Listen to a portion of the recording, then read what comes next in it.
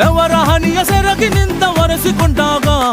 ಹಗ್ಗದ ಮ್ಯಾಗೆ ಅಂಗಿ ಒಣಗಿಸುವಾಗ ನಿನ್ನ ಮೈಯ ವಾಸನೆಯು ನೆನಪಾದಾಗ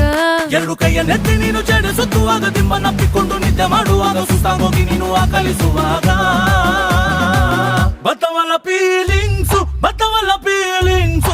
ಬಂದು ಮುಚ್ಚಾಗ್ತಾವೆ ಫೀಲಿಂಗ್ಸು ಬತ್ತವಲ್ಲ